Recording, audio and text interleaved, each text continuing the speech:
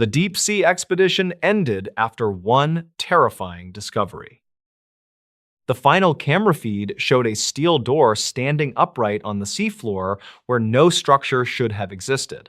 12 minutes later, the expedition vessel lost contact with all three divers inside the submersible. The crew heard one transmission before silence, but dispatch logs preserved only 6 damaged words from the recording. Nobody aboard agreed on what those words actually meant. In October 2018, marine geologist Dr. Lena Ortiz joined a privately funded survey near the Blake Plateau. Ortiz was 38 and worked for a coastal research institute in North Carolina. She accepted the assignment to document unusual sediment formations reported by commercial mapping crews. Her colleague, 43-year-old pilot Marcus Hale, operated the submersible because he had logged 900 deep-water hours. The third occupant was 29-year-old systems engineer Calvin Price, assigned to test a new sonar array during descent. The support vessel departed Charleston under calm conditions and reached the survey zone after midnight. State records listed the project as a geological imaging mission with no archaeological permit. Archived notes from the funding company described the target as a possible landslide scar measuring nearly 2 miles across. Crew members later said the coordinates had been changed 6 hours before departure. Investigators never confirmed who authorized that revision or why the original site was abandoned. At 6:40 the next morning, Hale began the descent while Ortiz monitored external cameras and Price checked battery temperature. The submersible was designed for 12,000 feet and had passed inspection 3 weeks earlier. Surface technicians reported no pressure anomalies during the first 90 minutes. At 9,000 feet, however, the sonar began returning straight lines beneath a layer of loose sediment. Natural fractures can appear linear, but these echoes formed repeated right angles across nearly 400 feet. Ortiz reportedly asked the surface team whether another survey vessel had mapped the same feature. The reply, recorded in archived notes, stated that no comparable structure appeared in federal databases. Price suggested the pattern came from software interference caused by the experimental sonar array. Hale reduced speed and circled the site while the support vessel recalibrated its receiver. The right angles remained visible and grew sharper as the submersible approached the bottom. At 10:18, the forward camera revealed dark columns rising through pale sediment. Most were broken and partially buried, though several appeared evenly spaced. Ortiz described them as basalt formations during the live transmission. Hale answered that basalt did not usually carry parallel grooves at identical heights. Records conflict on whether Price then requested an immediate return to the surface or simply recommended another systems check. At 10:31, Hale reported a weak current pulling the craft toward the depression. Surface instruments measured water movement below normal regional levels. Price increased side thrust, yet the submersible continued drifting nearly 2 feet each second. Ortiz asked him whether the navigation computer was calculating movement incorrectly. His answer was calm, but the microphone captured repeated mechanical impacts somewhere outside the pressure hull. The impacts stopped after 14 seconds and did not return during the remaining recorded descent. Hale turned the craft toward open water and announced that he intended to abort the survey. Before he completed the turn, the sonar displayed a rectangular cavity beneath the sediment. It measured approximately 60 feet long and 20 feet high. The upper edge produced a reflection stronger than surrounding stone, suggesting a dense manufactured surface or an equipment error. Ortiz requested one final camera pass before ascent, according to the vessel's incident summary. Hale agreed to hold position for 3 minutes while Price redirected the external lights. The depression's far wall became visible through suspended particles. A flat vertical section emerged behind the sediment, divided by a narrow seam from top to bottom. Fixed beside it was a circular wheel with 6 spokes and heavy corrosion around its center. The object resembled a pressure door from an industrial chamber, although its dimensions exceeded standard marine equipment. Ortiz stated that the surrounding wall appeared embedded in natural rock. Price argued that the image could be distorted by the wide-angle lens. Hale moved closer until the craft was less than 20 feet away. The camera then showed scratches across the door, arranged in long groups that began near the wheel and ended above the sediment. At 10:39, the submersible's magnetic compass rotated 11 degrees without a matching change in heading. Price switched to the backup unit and received the same reading. Surface navigation placed the craft stationary above the depression. Hale insisted they were moving forward despite the unchanged coordinates. The camera supported his claim because the corroded wheel slowly enlarged in the frame without visible thruster output. The first alarm sounded at 10:41 and indicated water inside an external electronics housing. Price isolated the damaged circuit while Hale ordered an emergency ascent. The submersible released ballast, but depth readings changed by less than 3 feet. Ortiz informed the surface team that the door was now visibly open. Her voice remained controlled, although breathing from another occupant became rapid enough to distort the transmission. The camera captured a narrow black gap behind the door with no reflective surface inside. Hale aimed the lights directly into the opening, but both beams appeared to stop after several feet. Price said suspended sediment could absorb the light at close range. Ortiz answered that the particles were moving into the gap in steady spirals. She then reported seeing a cable or hose extending from the opening toward the submersible. No cable appeared clearly in the surviving video frames. A blurred line crossed the lower image, though compression damage made identification impossible. The surface team instructed Hale to rotate left and use full lateral thrust. He replied that the controls were not responding correctly. Price said the command signals were reaching the thrusters, but power consumption showed resistance far above expected levels. Hale's final complete statement ordered Price to cut power to every non-essential system. The video darkened as exterior lights shut down, leaving only the camera's low light mode. For several seconds, the door remained faintly visible against the sediment. Then a pale shape crossed the opening from left to right.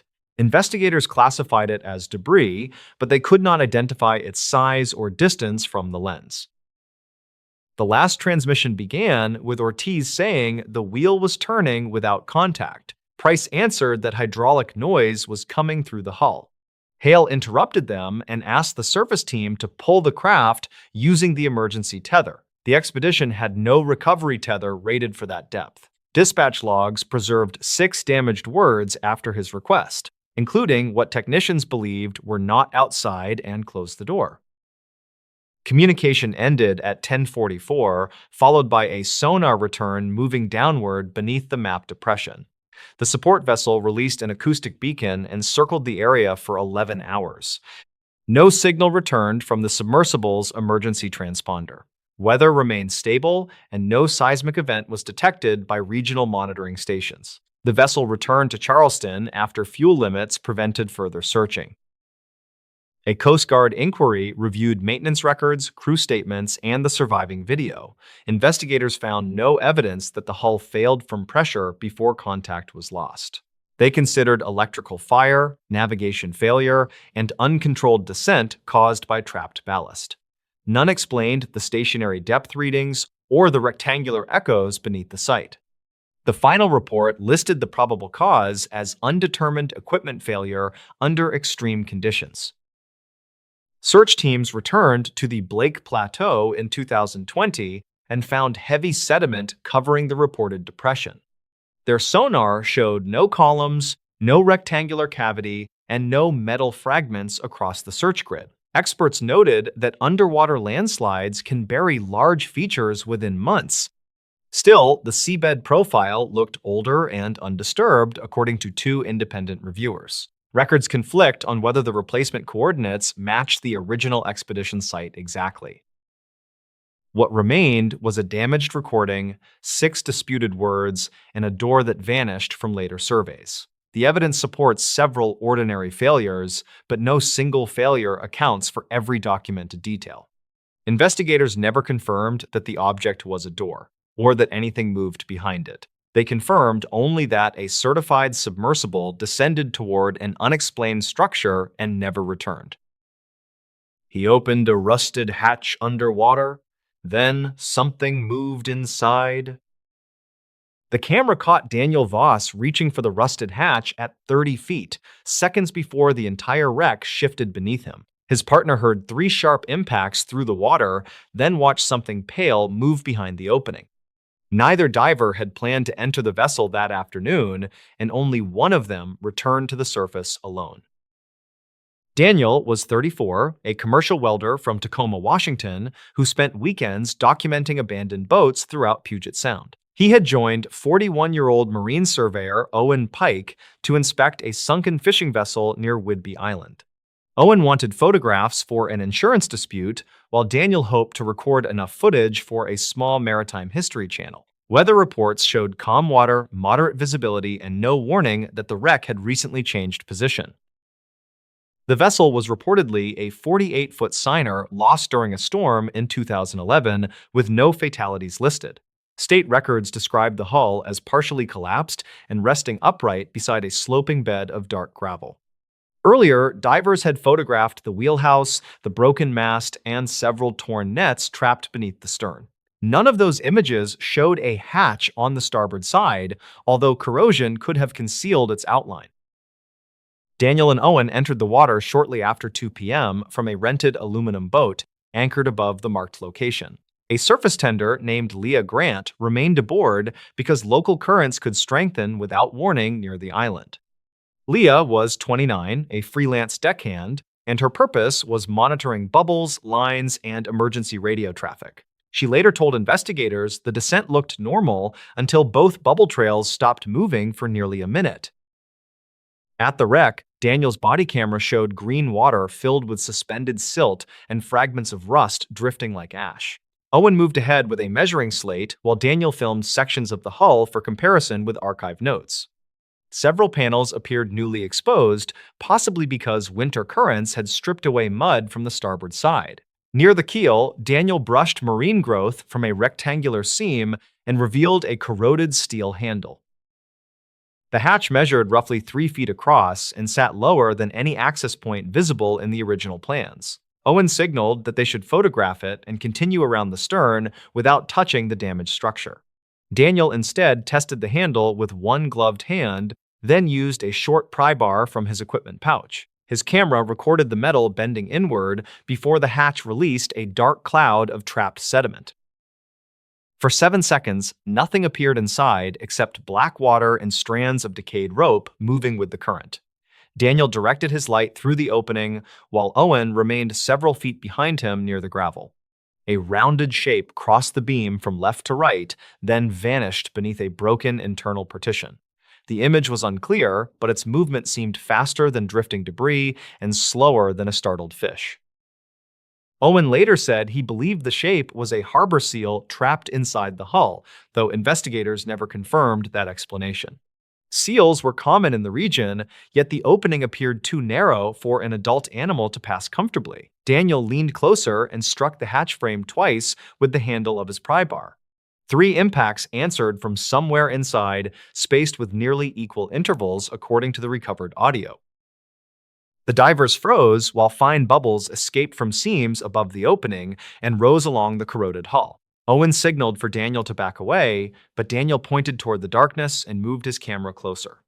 A pale surface appeared behind 2 hanging cables, then folded downward as the light crossed it. Records conflict about whether Owen saw the same detail because his first statement described only moving rope.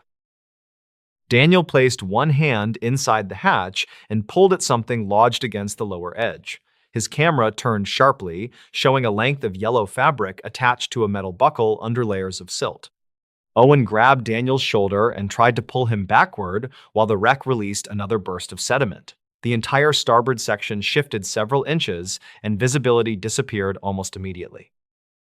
Leah saw both bubble trails scatter at 2:26 p.m., followed by one trail moving rapidly toward the surface. She called their names through an underwater communication unit, but the receiver produced only static and repeated clicking sounds. Dispatch logs later showed her first emergency transmission at 2:29 p.m. to the Coast Guard sector in Seattle. She reported one diver missing, one diver ascending too quickly, and possible movement of the wreck.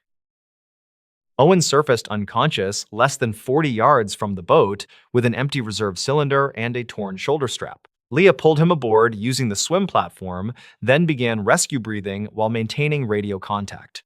He regained partial consciousness before responders arrived, but he couldn't explain where Daniel had gone. His first clear sentence reportedly concerned the hatch, although Leah remembered him saying something was still holding it.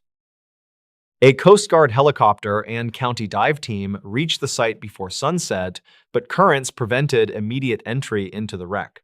Search divers located Daniel's guideline wrapped around a broken railing near the newly exposed section of hull. No body, cylinder, mask, or weight system was found during the first search.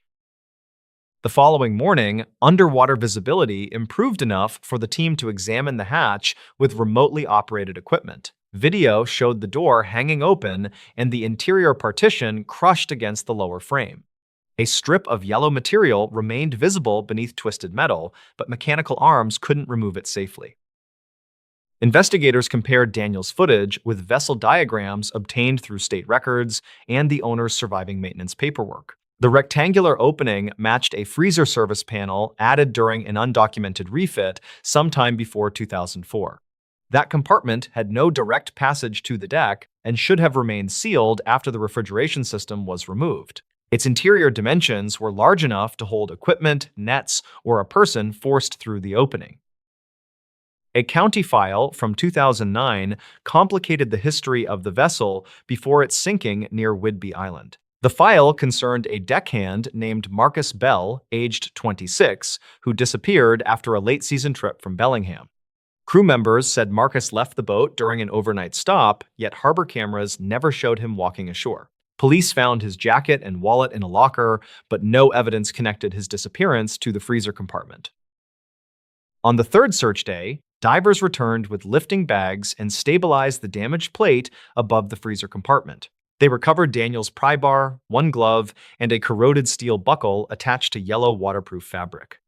The fabric resembled commercial rain gear sold widely along the Washington coast during the early 2000s. Laboratory testing found degraded biological material, but contamination from marine organisms prevented any reliable identification. Inside the compartment, searchers documented deep scratches across the inner hatch and several impact marks near its locking mechanism. Metallurgical analysis couldn't determine whether those marks formed before or after the vessel sank. A loose pipe and shifting tools could have struck the panel repeatedly during storms or tidal movement. However, the 3 recorded impacts occurred while the surrounding cables appeared motionless in Daniel's footage. Owen remained hospitalized for decompression injuries and memory loss, affecting several minutes before his emergency ascent. During a later interview, he said Daniel vanished when the wreck shifted and pulled their line beneath the plate. He denied seeing a person inside, but admitted the pale movement looked jointed rather than fluid. Doctors cautioned that nitrogen, narcosis, panic, and poor visibility could have distorted his perception. No remains were recovered, and Daniel was legally declared dead after an extended review of the diving accident. The final report blamed unstable wreckage, restricted visibility, and an unauthorized attempt to open a sealed compartment. It didn't identify the moving shape or explain why Daniel's detached harness clip was never located. It also omitted the 3 answering impacts, which appeared only in a supplemental audio analysis requested by his family.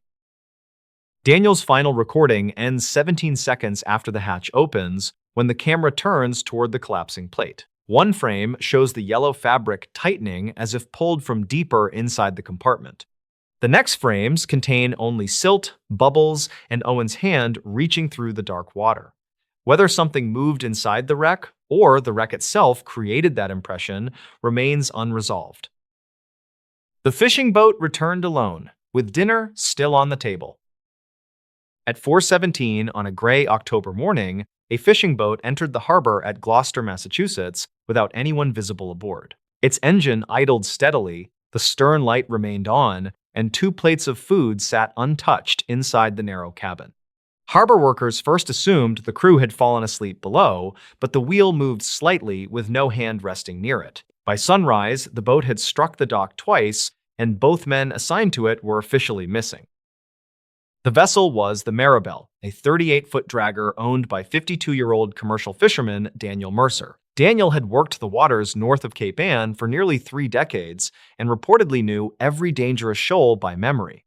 His only crewman was 26-year-old Evan Pike, a deckhand saving money before entering a diesel mechanics program in Boston. They left Gloucester shortly after noon, intending to set gear east of Stellwagen Bank and return before midnight. Weather reports described moderate seas, low clouds, and wind speeds that experienced crews would not consider unusual. Dispatch logs later showed no distress call, no emergency beacon, and no broken transmission from the Mrballen that evening. Daniel radioed another captain at 6:42 and said the catch was poor, though his tone reportedly sounded normal. That captain recalled hearing metal strike something nearby, but he couldn't determine whether the sound came from Daniel's deck. When the Mrballen returned alone, Harbor Master Lewis Grant boarded with 2 police officers shortly before 5. The cabin heater was running, and a pot containing haddock stew remained warm enough to produce faint steam. 2 forks lay beside the plates, while a third chair had been pulled away from the table. Lewis stated that the chair position seemed strange, but photographs show the cabin was too cramped for reliable conclusions. Daniel's waterproof jacket hung beside the entrance, and Evan's insulated gloves rested on a bench near the galley. Their boots were gone, suggesting both men had been wearing full deck gear when they disappeared. One life ring remained secured outside, while another lay loose beneath a sorting table with its lines still neatly wrapped. There was no blood, damaged railing, or obvious evidence that either man had been dragged overboard. The engine controls were set slightly above idle, and the autopilot had been programmed toward Gloucester's outer harbor.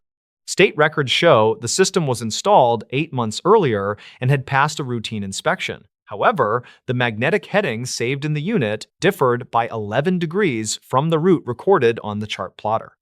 A technician later said that discrepancy could result from interference, outdated calibration, or manual correction after the final recorded waypoint. Search crews covered more than 600 square miles during the next 3 days using aircraft, cutters, and volunteer vessels. They found a yellow rain hood 20 miles south of the Mrballen's final fishing area, but Daniel's family could not identify it. Sonar teams marked several underwater contacts, though each proved to be old gear or natural rock formations. No bodies, survival suits, or personal flotation devices were recovered during the official search. The first troubling discovery came from the vessel's stern camera, which recorded brief, low-quality clips whenever motion activated the sensor. At 7:13, Evan walked across the deck carrying a bucket and disappeared beyond the port side of the frame. 11 minutes later, Daniel emerged from the cabin and appeared to speak towards someone near the stern. The recording contained no sound, and the angle did not show whether Evan had returned. The final usable clip began at 7:46 and lasted 19 seconds before the camera stopped recording permanently. Daniel moved quickly toward the port rail, then turned as though responding to something outside the frame. He removed one glove and placed it on the table, but that glove was not found aboard later. The clip ended when the image shook sharply, followed by a blurred view of the cabin wall. Investigators initially considered a double man-overboard accident, possibly caused by fouled gear pulling Evan into the sea. Under that theory, Daniel entered the water during a rescue attempt and left the vessel moving slowly under autopilot. Yet, the nets were secured, the winch controls showed no recent overload, and no line appeared cut or violently strained. The captain who inspected the gear said it looked arranged for travel rather than active hauling. A second theory involved a collision with a submerged object that caused one man to fall and the other to follow. Divers examined the hull and found several fresh scratches along the port quarter, though none penetrated the fiberglass. Marine specialists said those marks could have come from lobster pots, floating debris, or contact inside the harbor. Records conflict regarding whether one scratch contained blue paint because the original evidence sample was misplaced. Detectives also examined the possibility that another person had boarded the Mrballen while it remained offshore. The moved chair and 2 prepared meals seemed inconsistent with that idea, yet the cabin held one unidentified coffee cup Daniel's wife said the cup had probably been aboard for years, while Evan's sister insisted she had never seen it. Fingerprint testing produced partial impressions that matched neither missing man, but salt exposure made comparison unreliable. Evan's phone was discovered under his bunk with its battery nearly depleted and no service after 6:58. The device contained an unsent message to his girlfriend stating that something had become tangled near the propeller. The message included no recipient timestamp because it remained saved as a draft rather than entering the network. A marine engineer later found no rope around the propeller, although Mark suggested something flexible had contacted it recently. Daniel's phone was never recovered, but billing data showed one attempted call at 7:52 that lasted less than 1 second. The number belonged to Gloucester's non-emergency police line, not the Coast Guard or Daniel's family. Investigators couldn't determine whether he selected the contact intentionally or pressed it while handling the device. The attempted call occurred 6 minutes after the final camera clip began. A county file from 2009 added another uncertain detail involving Daniel's older brother, Robert Mercer. Robert had reported seeing an unlit vessel following his boat during a foggy return from the same fishing grounds. No registration number was recorded, and authorities closed the complaint after finding no evidence of harassment. Daniel had mentioned the incident to friends, but none believed it remained important years later. The stew itself became part of the timeline because food temperatures were measured during the first harbor examination. A laboratory consultant estimated it had stopped boiling between 7:30 and 8:15, assuming the burner remained unchanged. The burner knob was found on its lowest setting, while soot beneath the pot suggested recent heating. That estimate placed the interrupted meal close to the camera's final recorded movement. Investigators reconstructed the Mrballen's course using satellite data, engine hours, and the chart plotter's internal memory. The vessel drifted in a wide circle for almost 40 minutes before settling on a direct path toward Gloucester. Someone may have engaged the autopilot after the first disappearance, or the system may have resumed a stored route automatically. Technicians could not reproduce that behavior during controlled testing. The Coast Guard closed its active search after 72 hours, though local crews continued checking gear and beaches for several weeks. Winter storms later damaged possible evidence sites and carried debris across the Massachusetts shoreline. Evan's family requested a renewed search the following spring, but authorities said available coordinates were too broad. Daniel and Evan were eventually declared dead without a confirmed cause. The new owner later reported that the autopilot occasionally activated after electrical power was restored, even when no route had been selected. A manufacturer examined the unit and found corrosion inside a control connector, which could create false input signals. That defect offered a reasonable explanation for the boat's return, but not for the missing crew. It also did not explain the attempted police call or the warm dinner. The official file remains open, though recent reviews have produced no new physical evidence or reliable testimony. The last photographs show 2 plates fixed in place by rubber mats with spoons resting beside cooling stew. Outside, the Mrballen's deck appears orderly, except for one loose life ring and an empty space near the port rail. Whatever happened ended quickly enough that neither man sent a complete warning. They pulled something out of the ocean. Then, everyone went silent. At 4:17 on a cold October morning, a trawler crew near Astoria hauled up something no one could identify. Within minutes, every man aboard had stopped speaking on the radio. The vessel was the Mrballen, a 42-foot commercial trawler working 20 miles west of the Oregon coast. Its captain, 58-year-old Daniel Mercer, had fished those waters for 3 decades and reportedly avoided unnecessary radio traffic. His deckhand, 26-year-old Luis Ortega, was saving money for welding school and had joined the trip for seasonal work. A third man, 41-year-old marine surveyor Aaron Pike, had boarded to inspect damage claims involving lost crab gear. According to dispatch logs, the Mrballen reported a fouled net shortly after 4 in the morning. Mercer said the winch slowed sharply, then began pulling at an angle that threatened to roll the boat. Ortega cut several lines while Pike watched the tension gauge and recorded the readings in a field notebook. The load broke free after 9 minutes, though records conflict about whether the crew first believed it was machinery. What surfaced was described as a dark, cylindrical frame wrapped in netting, rope, and strips of pale material.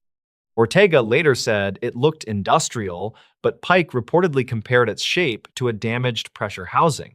Mercer told investigators that none of them saw markings before the object struck the stern rail. The impact bent two supports and caused the deck lights to fail for several seconds.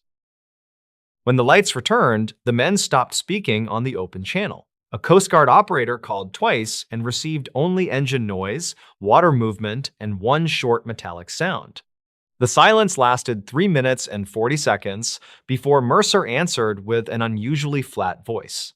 He said the crew had recovered debris and no assistance was required. The operator asked for the object's dimensions, condition, and possible hazards. Mercer gave no measurements and repeated that the situation was under control.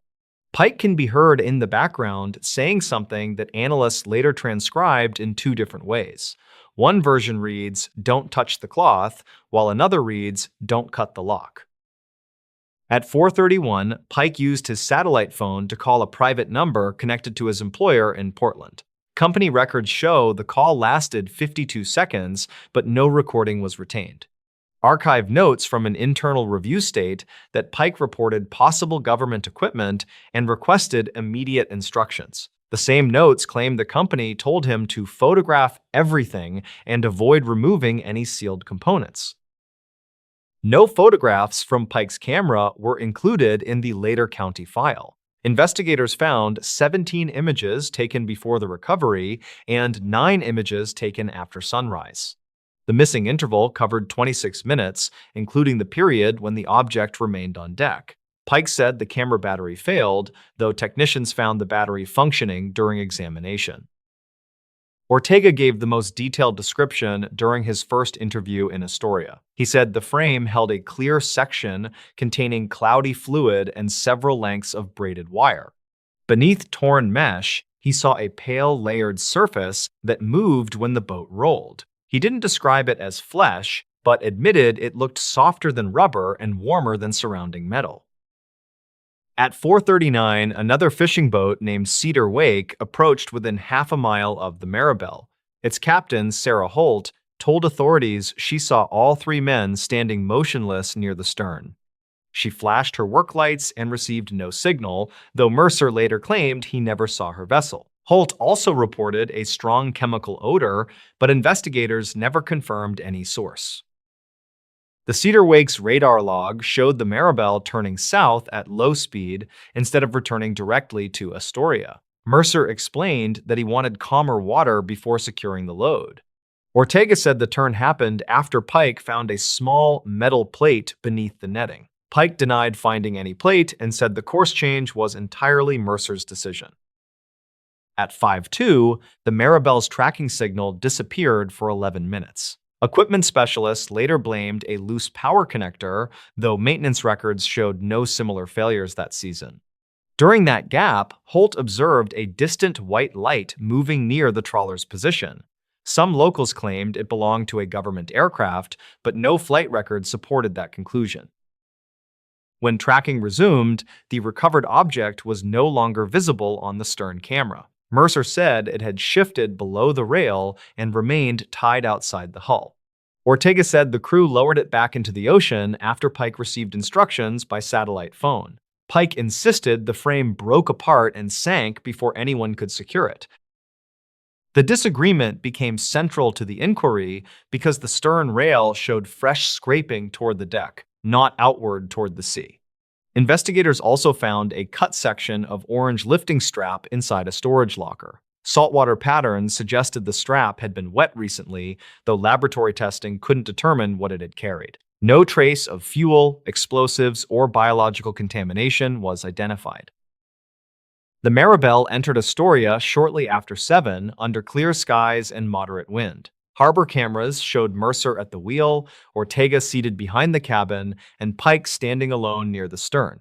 None of them spoke to dock workers while the vessel was tied. A port employee later recalled that Pike removed one black equipment case that wasn't listed on the manifest. Federal personnel arrived before local deputies completed their first inspection. Their agency was not identified in the public report, and their names were redacted from later copies. They collected Pike's notebook, sections of damaged net, and the trawler's navigation computer. A receipt confirmed the items were taken, but no return date or laboratory destination appeared. By noon, all three men had signed separate statements and left through different exits. Ortega called his sister from a gas station and said the trip had ended early. She later told investigators he sounded exhausted and repeatedly asked whether anyone had contacted the family. He refused to discuss the object and returned home to Salem that evening. 3 days later, Ortega resigned from the Mrballen and declined his final paycheck. Mercer continued fishing, but replaced the stern camera and several deck lights before the damage inspection concluded. Pike took medical leave from his company, citing stress and sleep problems. His employer wouldn't release further details, stating that his condition was unrelated to hazardous exposure. The official summary classified the recovered item as unidentified marine debris. It stated that no recoverable object remained and no public safety threat had been established. However, a county file from 2009 referenced a similar cylindrical frame found south of Tillamook. That earlier object reportedly contained wiring, layered fabric, and a sealed chamber with no manufacturer markings. The 2009 file ended after federal representatives removed the debris for evaluation. No final laboratory report was attached, and the listed evidence numbers led to empty archive entries. A retired deputy claimed the object was part of an acoustic research system, though he never handled it directly. Researchers contacted later said several civilian systems could match parts of the description. Investigators interviewed the crew again 6 months later after an anonymous package reached the county office. Inside was a corroded metal plate bearing 6 stamped digits and a partial warning label. The package contained no fingerprints, fibers, or return information. Mercer denied recognizing it, Ortega refused another interview, and Pike couldn't be reached through his former employer. The 6 digits matched no registered vessel part in available state records. A Navy spokesperson said the markings didn't correspond with equipment listed in the databases provided for review. Private manufacturers contacted by the county offered several possible matches, but none could explain the plate's unusual alloy. The evidence was transferred to another agency and disappeared from the public chain of custody. Mercer died from heart disease 9 years later, leaving no written account of the incident. Ortega eventually became a welder and never returned to commercial fishing. Pike moved out of Oregon and stopped responding to former colleagues. None of the men publicly accused officials, described a creature, or claimed anything supernatural occurred. What remains is a brief radio silence, missing photographs, conflicting statements, and evidence that left local custody without explanation. The object may have been military debris, research equipment, or ordinary machinery distorted by darkness and fear. Investigators never confirmed why 3 experienced men stopped speaking at the same moment. They also never established what left the Mrballen before sunrise. This lighthouse keeper vanished, but the light never stopped working. At dawn, the keeper was gone, yet the lens still turned above the black water. No boat had left the island overnight. The final log entry contained only 6 words, written in a hand nobody could identify. The disappearance occurred in late October 2009 at a lighthouse off the northern coast of Maine. Daniel Mercer, age 46, worked as the station's contracted keeper before full automation. He had returned for one last inspection season, hoping to complete maintenance reports before winter closed the harbor. His wife told investigators that Daniel disliked isolation, but he needed the contract money after losing a marine repair job. The second person connected to the case was Lena Ortiz, age 31, a coastal engineer assigned to review structural damage. She arrived on the island 3 days before Daniel vanished. Lena later said the station felt ordinary, although she noticed several doors standing open after she remembered locking them. Investigators never confirmed whether those doors had faulty latches, and maintenance records conflict on their condition. The lighthouse stood on a narrow granite island several miles from Rockland, surrounded by currents known for sudden directional changes. Supply crews visited twice weekly, bringing fuel, food, mail, and replacement parts for the aging machinery. State records described the station as partially automated, though manual checks were still required every evening. According to archive notes, the rotating lens could operate for 18 hours without supervision if its backup system remained charged. On the evening before the disappearance, Daniel radioed the mainland shortly after 7 and reported worsening visibility near the Eastern Channel. Dispatch logs show that his message was clear, calm, and limited to routine conditions. He mentioned that Lena had finished measurements and planned to leave with the morning supply boat. There was no request for assistance, and no unusual background noise was recorded by the harbor operator. Lena said she retired to a bunk room shortly before 10, while Daniel remained below the lantern room completing paperwork.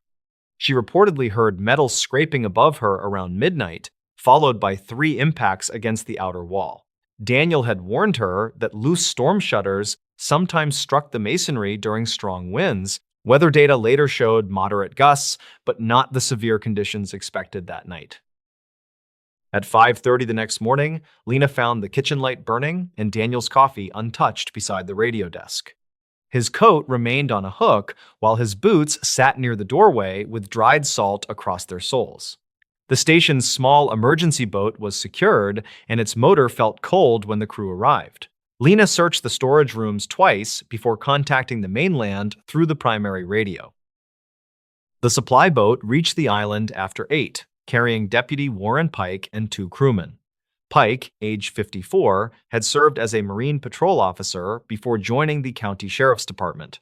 He came because the harbor master considered the disappearance an accident until the locked service hatch was discovered. That hatch opened onto a narrow platform directly beneath the rotating light. Daniel's keys were found inside the control room, resting beside a clipboard and an unfinished inspection form. The form listed normal fuel pressure, stable voltage, and no visible damage to the lens assembly. A final line read, "Secondary vibration returned," although earlier reports contained no matching reference. Pike photographed the page, but the original later disappeared from the county evidence envelope.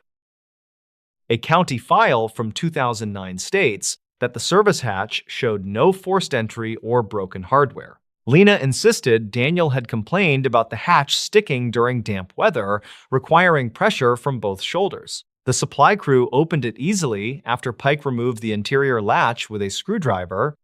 Records conflict over whether the latch was engaged before that removal, creating uncertainty about Daniel's possible route outside. Search teams examined the rocks, tide pools, and neighboring islands, finding no clothing or personal equipment. A Coast Guard helicopter followed the current southward, while local boats checked coves along the mainland. Daniel's wallet and identification remained beneath his bunk, along with $240 in cash. His glasses were found folded inside the kitchen, although his wife said he couldn't safely navigate stairs without them. The light continued rotating during the search, maintaining its timed pattern despite Daniel's missing inspection and reset procedure. Lena believed the backup controller had activated, which would explain several hours of normal operation. However, the system remained stable for nearly 4 days, longer than archive notes suggested was possible. A technician later found an auxiliary battery connected through wiring not shown on the station's approved diagrams. That battery appeared recently installed, with clean terminals and fresh tool marks around the mounting bracket. No purchase order existed in state records, and Daniel had not mentioned replacing electrical components. Lena denied installing it, while the supply company said its workers lacked authorization to alter navigation equipment. Investigators never confirmed where the battery came from or who had connected it. Pike reviewed Daniel's telephone records and learned that he had called an unlisted number 3 times during the previous week. Each call lasted under 2 minutes and all originated from a mainland payphone. The number belonged to a disconnected warehouse office near Portland. Police found no connection between Daniel and the warehouse's former tenants. Some locals claimed Daniel had discovered illegal salvage operations using the island as a nighttime reference point. The theory began after fishermen reported an unmarked vessel moving without navigation lights near the Eastern Channel. Dispatch logs contain 2 earlier reports of that vessel, but neither includes a registration number or reliable description. Coast Guard officials found no evidence linking maritime crime to Daniel's disappearance. Another theory focused on the lighthouse machinery. Engineers found wear inside the lens carriage capable of producing low rhythmic sounds through the tower walls. Lena said those sounds could have masked footsteps, radio noise, or movement near the service hatch. Still, the mechanical fault couldn't explain the missing keeper or the unauthorized battery connection. 3 weeks later, workers discovered Daniel's pocket knife inside a drainage channel below the generator room. The knife was closed, dry, and free from corrosion despite repeated storms since the disappearance. Lena remembered seeing it attached to Daniel's belt during dinner on his final evening. Pike believed someone had moved it, although laboratory testing recovered no usable fingerprints or biological material. The investigation shifted when a ferry passenger reported seeing a man resembling Daniel in Bangor. Security footage showed a figure of similar height entering a bus terminal, then disappearing beyond the camera's range. Daniel's wife said the man walked differently and wore clothing her husband would never choose. Authorities classified the sighting as inconclusive and found no ticket purchased under Daniel's name. By spring, the county suspended active searches and listed Daniel as missing under undetermined circumstances. Lena returned to engineering work in Massachusetts and refused later interview requests from newspapers. Pike kept copies of several photographs after retirement, including one showing wet footprints beside the locked service hatch. He said the footprints were excluded from the report because responders had already crossed the platform. Years later, a records clerk found an unsigned maintenance invoice inside a folder unrelated to the lighthouse case. The invoice described emergency battery installation at the station 2 weeks before Daniel vanished.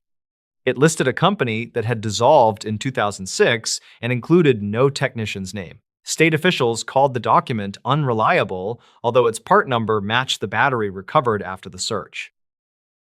The lighthouse was fully automated the following year, and public access remained restricted.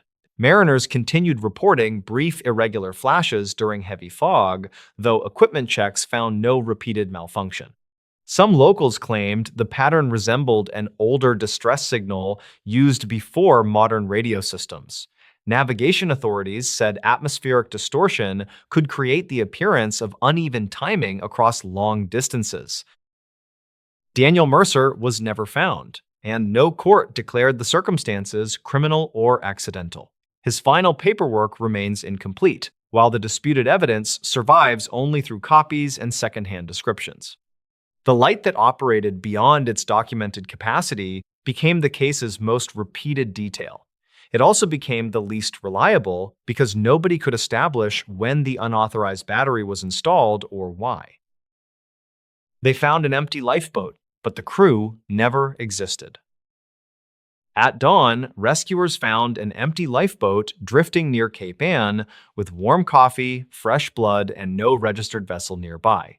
The deeper they searched, the stranger the records became, because every listed crew member appeared to have never existed.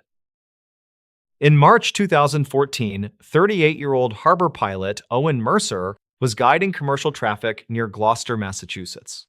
His job was to coordinate safe passage through crowded coastal water while monitoring weather changes and emergency broadcasts. That morning, he wanted to clear 2 inbound freighters before fog settled across the region. He worked beside 31-year-old Coast Guard Petty Officer Lena Brooks, who was assigned to routine patrol and rescue readiness. At 5:46, dispatch logs recorded a brief distress call from a vessel identifying itself as the Greyhaven. The speaker reported engine failure, 3 injured crew members, and worsening visibility near the outer harbor. Owen immediately searched shipping data, but no vessel named Greyhaven appeared on the active traffic system. Lena requested coordinates, yet the caller repeated only that the lifeboat had already been launched. The transmission lasted 41 seconds before ending under static and a sound resembling metal striking wood. Owen believed the signal came from less than 10 miles away because its strength remained unusually clear.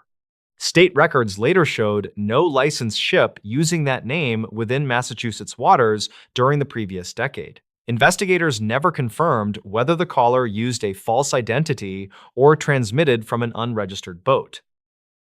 Lena launched with 2 crew members while Owen tracked radar from the harbor station. Fog reduced visibility, but the sea remained moderate and winds stayed below emergency thresholds. At 6.18, the patrol boat located a white lifeboat drifting without lights near a channel marker. It carried no visible passengers, although one seat remained wet and recently compressed. Inside the lifeboat, rescuers found 4 life jackets, a handheld radio, and 2 metal cups holding warm coffee. A medical kit lay open beneath the forward bench, with several bandages missing from their wrappers. Fresh blood marked the floor beside a torn sleeve, but no footprints led across the wet interior. Reportedly, the radio battery was still warm when Lena lifted it from the bench. The lifeboat displayed the name Greyhaven across its stern in faded blue paint. Its hull number matched no federal registration, manufacturer record, or insurance database reviewed that morning. Archive notes describe the boat as professionally built and recently maintained, despite surface wear suggesting decades of use. Records conflict about whether the name had been painted once or covered an older marking beneath it. Lena ordered the lifeboat towed toward Gloucester while patrol crews searched surrounding water for survivors. Helicopters found no debris, fuel sheen, or emergency beacon within 30 miles.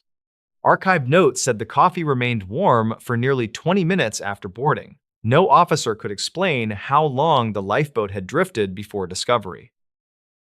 At the station, technicians examined the blood and found it came from at least 2 adult males. Neither profile matched federal databases, missing person records, or known maritime workers from the region. The torn sleeve carried salt, engine grease, and fibers used in older commercial uniforms. State records linked that fabric blend to clothing produced mainly before the late 1980s. The handheld radio contained 6 saved channels and 1 damaged voice recording from the earlier transmission. Audio analysts identified 3 male voices, including the caller and 2 men speaking farther from the microphone. One voice repeatedly asked whether Gloucester had answered, while another said the captain had gone below.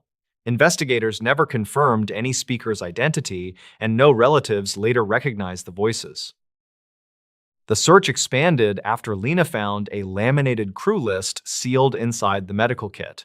It named Captain Elias Ward, Engineer Thomas Pike, Deckhand Samuel Rourke, and radio operator Peter Vale. Each entry included a birth date, emergency contact, and employee number formatted like legitimate maritime paperwork.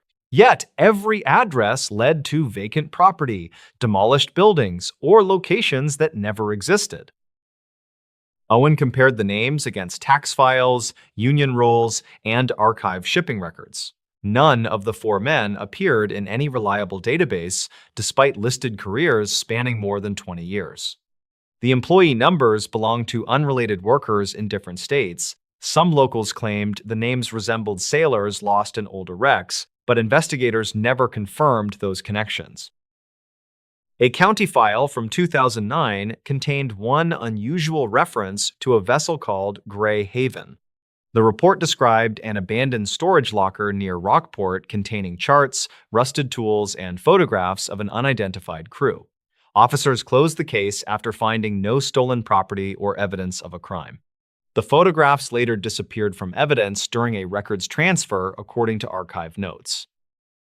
Lena reviewed the locker report and found one photograph description mentioning 4 men beside a white lifeboat. The listed names matched 3 entries from the recovered crew sheet, but the report omitted Peter Vale. Investigators searched the original property location and learned the warehouse had been demolished 3 years earlier.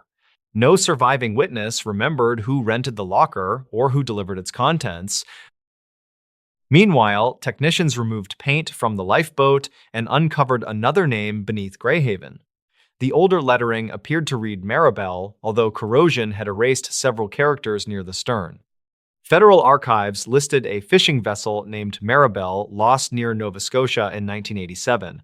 Its crew numbered 5, and every body was recovered except the radio operator. Records conflict about whether the recovered lifeboat could have belonged to that vessel. Measurements differed by several inches, and construction details matched boats produced both before and after the sinking. The Mrballen's surviving paperwork stated all lifeboats went down with the hull during severe weather. Investigators never confirmed whether one boat separated earlier or was replaced without documentation. On the third night, the station radio received another transmission from the same damaged frequency. A male voice asked whether the lifeboat had reached Gloucester and whether Captain Ward was alive. Owen answered while Lena recorded the exchange from a second console. The caller ignored every identification request and said the Greyhaven could not remain afloat much longer. Dispatch logs show Owen asked for coordinates 7 times before the speaker finally provided a position. The location fell inside a shallow area surveyed repeatedly by fishing boats and Coast Guard aircraft. Lena's patrol reached the coordinates within 40 minutes and found calm water with no wreckage. Sonar detected no hull, debris, or unusual structure across the surrounding seabed. The final transmission arrived while the patrol boat remained over that empty position. The caller said 4 men had entered the lifeboat and 1 had stayed aboard the Greyhaven. He then asked why only the boat had been found when the crew had followed the emergency light. A second voice interrupted and stated that Gloucester had never been their destination. The signal ended with the same metallic impact heard during the original distress call. Audio specialists later found both impacts nearly identical in timing, pitch, and background noise. Some analysts believed the second transmission replayed material from the first under severe distortion. Others noted several statements had never appeared in the initial recording. Authorities stored the lifeboat inside a secured facility while the investigation continued for 11 months. During that period, no missing vessel matched its dimensions, equipment, blood evidence, or recovered documents. The cups, uniforms, and medical supplies all came from different production years spanning nearly 3 decades. Investigators never established whether someone assembled the scene deliberately or whether records were incomplete. In January 2015, a storm damaged the storage facility and flooded the section containing the lifeboat. Workers later found the building locked, the security seals intact, and the assigned floor space empty. Camera footage failed during the storm, though other stored evidence remained undisturbed. The Greyhaven lifeboat was never recovered, and no official transfer order appeared afterward. Owen retired several years later, while Lena continued working rescue patrols along the Massachusetts coast. Neither reported another direct contact with the Greyhaven or any person listed on its crew sheet. The case remained open because the blood proved real, the transmissions were authenticated, and the boat had physically existed. What investigators never confirmed was where it came from, who occupied it, or why official records contained no crew at all. The last radio transmission from this ship still haunts experts. At 2:17 in the morning, a Coast Guard operator heard a frightened sailor describe someone standing outside his locked communications room. Minutes later, a violent metallic impact ended the transmission, leaving an unanswered cargo ship drifting through darkness off the Oregon coast. In October 2011, the cargo vessel Meridian Star traveled north through Pacific waters near Astoria, Oregon.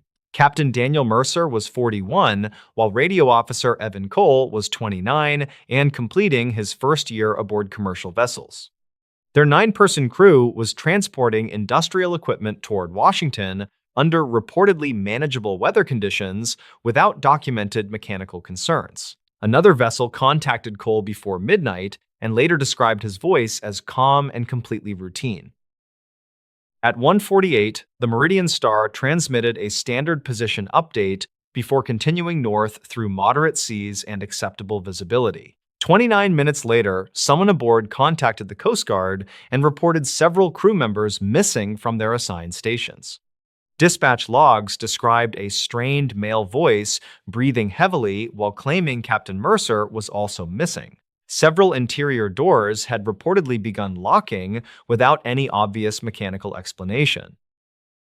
The operator asked whether fire, flooding, or electrical failure had occurred, but the speaker denied seeing any immediate emergency. Instead, he said something was moving through lower passageways while apparently avoiding occupied sections of the vessel. Archive notes show the operator asked whether he meant another person or machinery shifting during movement. The speaker never answered directly and became silent whenever unexplained impacts could reportedly be heard behind his voice. At 2:10, the man reported repeated knocking beneath the communications room floor while he remained alone inside. Investigators determined no occupied compartment existed directly beneath that room, only reinforced spaces containing protected cable channels. Some locals claimed aging vessels frequently produce strange sounds, though investigators never confirmed any mechanical source matching the recorded rhythm. State records showed no recent structural repairs involving that section of the Meridian Star. The operator instructed the man to secure his location while rescue personnel coordinated a response from the Oregon coast. For nearly 30 seconds, the recording contained static, heavy breathing, and several impacts against metal. The man then whispered that somebody outside had spoken using Captain Mercer's voice, although Mercer had not been located. When asked whether he could see anyone, the speaker said the corridor remained hidden behind his locked door. At 2:13, the operator demanded the speaker identify himself and provide his exact position aboard the vessel. The man finally said he was Evan Cole and confirmed he had locked himself inside the communications room. Cole claimed Mercer had gone below after hearing an alarm that never appeared on the bridge monitoring system. He then described wet footprints outside his doorway, despite no reported flooding aboard the vessel. The Coast Guard operator kept Cole talking while another commercial ship approached the Meridian Star's last position. Cole suddenly asked whether the operator had transmitted another voice through his radio during their conversation. The operator denied sending anything except instructions and asked Cole to repeat exactly what he had heard. Cole replied that another voice had spoken his full name and quietly told him to open the door.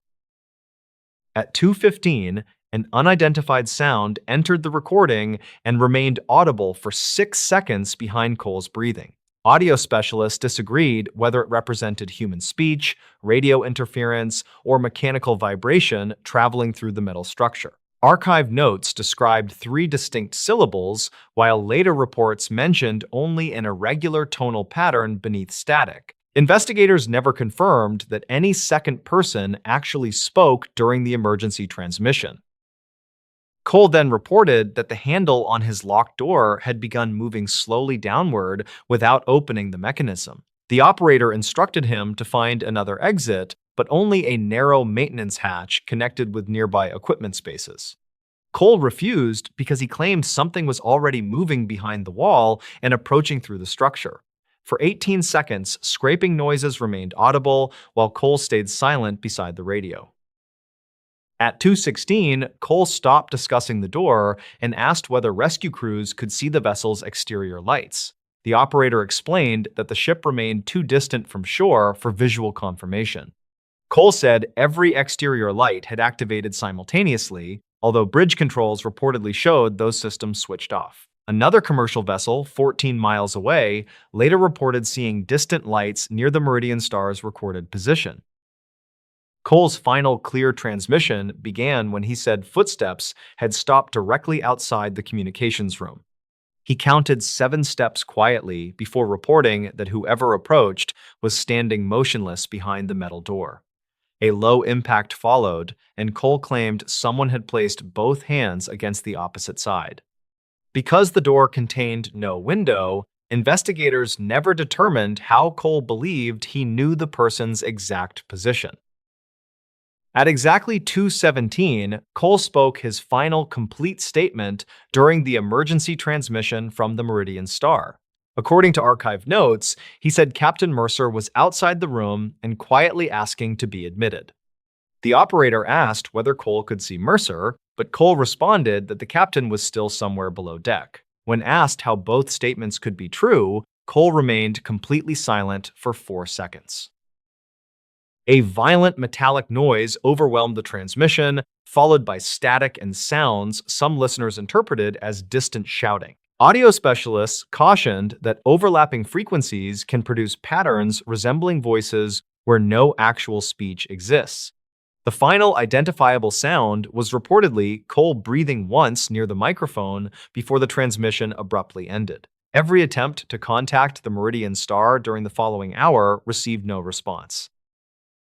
A Coast Guard aircraft located the ship shortly after sunrise, drifting approximately 22 miles west of the Oregon coastline. Observers saw no visible fire, collision damage, or major flooding while circling the vessel under improving conditions. A boarding team found the engine running at low power while navigation systems remained operational. Nobody appeared on deck, and rescuers received no answer after repeatedly announcing their presence. Inside the bridge, investigators reportedly found charts, personal equipment, and 2 unfinished drinks beside the navigation console. Captain Mercer's jacket remained near his chair, while his handheld radio was discovered beside a stairwell leading downward. The communications room door was closed but unlocked, and Cole's headset remained connected beside active radio equipment. No blood or clear evidence of violence was reportedly found inside either location. Search teams inspected machinery spaces, cargo areas, storage compartments, and every accessible section below the main deck. 7 crew members were eventually found alive inside a secured engineering compartment near the vessel's stern. They appeared exhausted and dehydrated, but none had injuries requiring immediate emergency treatment. Every survivor claimed they had entered the compartment before midnight following an unexplained alarm. According to the survivors, Mercer and Cole remained above while the engineering crew investigated a possible electrical problem below deck. The compartment door became impossible to open, trapping 7 men without reliable radio communication throughout the night. They remembered hearing movement in nearby corridors, but assumed Mercer was attempting to reach them. None recalled hearing Cole's emergency broadcast, despite communication equipment installed elsewhere aboard the Meridian star. Captain Mercer and Evan Cole were never found aboard the ship, and extensive searches produced no confirmed remains in surrounding waters. Investigators considered accidental falls, deliberate disappearance, mechanical confusion, and coordinated deception among several possible explanations. Yet no theory explained why 7 crew members remained trapped while 2 experienced officers vanished without documented distress signals. Investigators also never determined who activated the exterior lights reportedly observed during the emergency.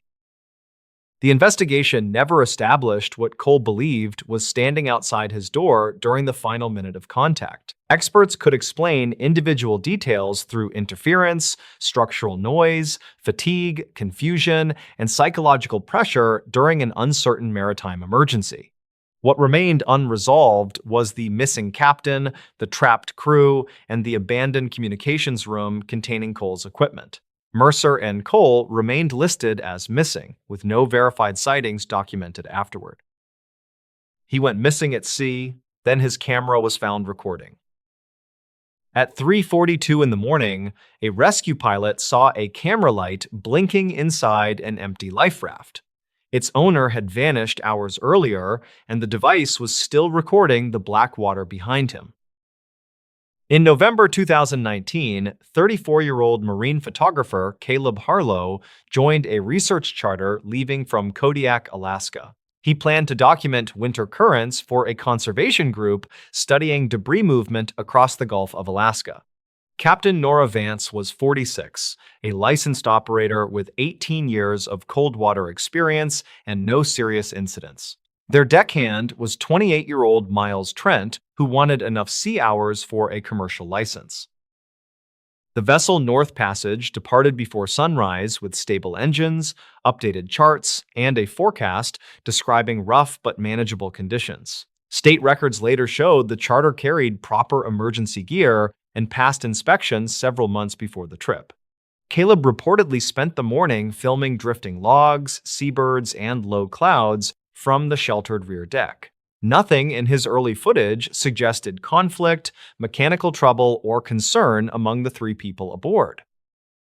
Shortly after noon, winds increased and forced Nora toward protected water near the Kodiak Island region. Dispatch logs recorded her routine update, stating the vessel would arrive several hours later than planned.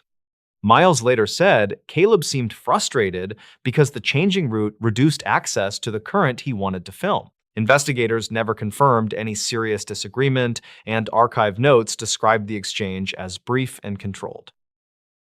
At 4:18 that afternoon, Nora reported an electrical fault affecting two deck lights while the engines remained functional. Caleb continued recording as Miles inspected wiring near a storage compartment beside the stern. The final daylight footage showed heavy spray, secured cargo, and Caleb asking whether the storm could worsen overnight. Nora answered that they would reach calmer water before midnight if the forecast remained accurate. Weather data later showed a fast pressure change developing farther south, though its exact path remained uncertain. Records conflict about when the crew received the warning because their satellite system logged several interrupted connections. Some locals claimed the region could change within minutes, but investigators never confirmed conditions exceeded the boat's limits. At 7:06, Nora reported losing one navigation display while retaining radar, compass, and engine controls. Caleb's camera captured darkness outside and brief reflections from the remaining deck light. His voice stayed steady while he described wave height and asked Miles to secure a loose equipment case. The recording stopped for nearly 40 minutes before restarting without explanation inside the cabin. A repetitive alarm sounded beneath the engines, although technicians later could not identify its exact source. Miles entered a wet passage near the stern and returned 3 minutes later with water covering his boots. He said a hatch seal was leaking, but claimed the pumps were keeping pace with the intrusion. Nora reduced speed and ordered Caleb to remain inside because the rear deck had become dangerous. Caleb refused because he wanted exterior footage before they reached protected water. The next segment became central to the county file from 2009, used for comparison with earlier disappearances. Caleb stepped outside while clipped to a safety line attached near the cabin door.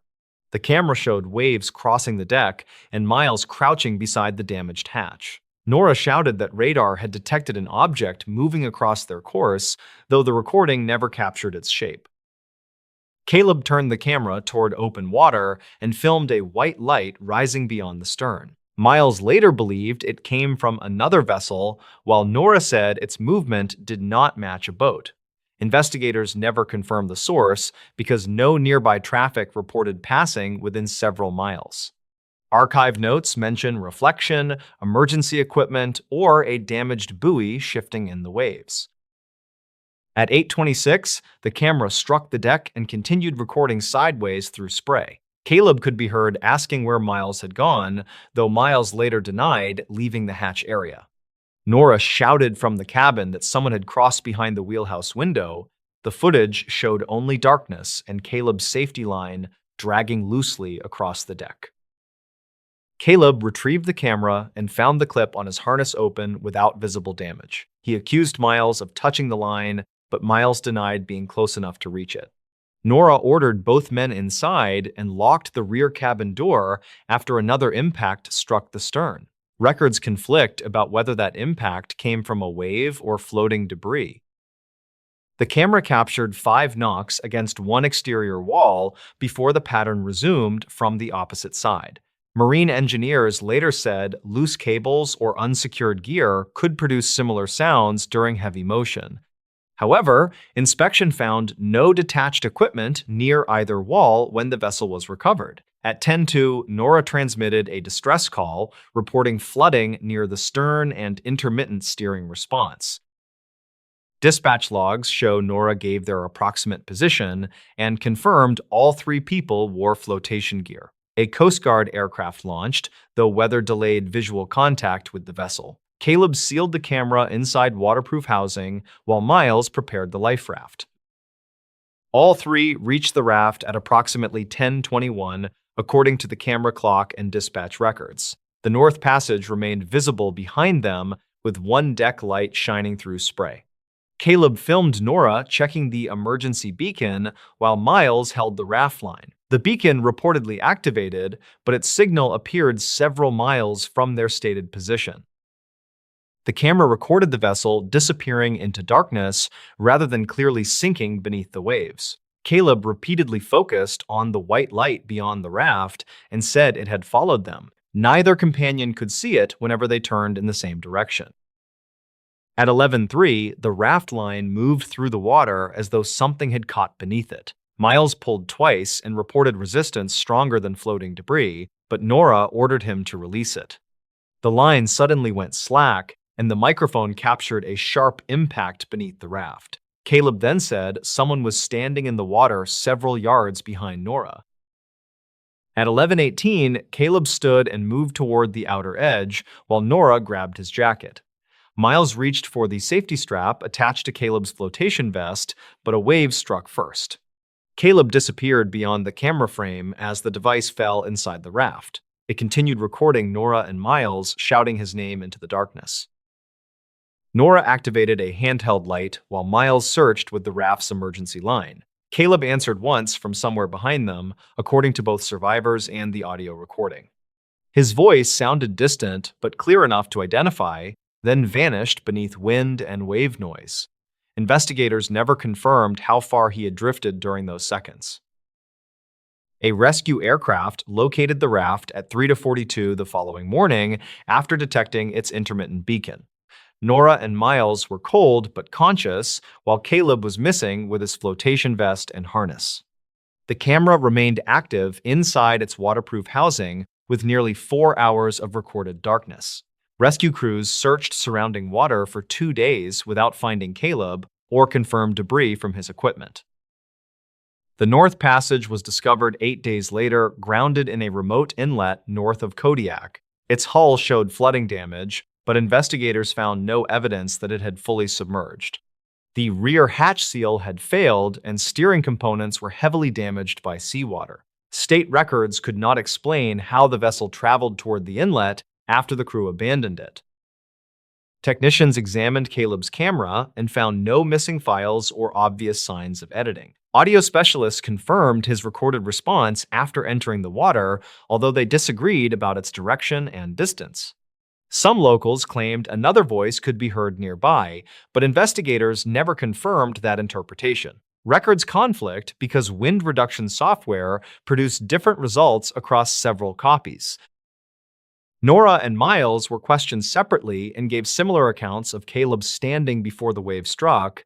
Neither could explain why his safety strap was found unclipped rather than torn. Archived notes considered panic, equipment failure, and deliberate movement among several possibilities.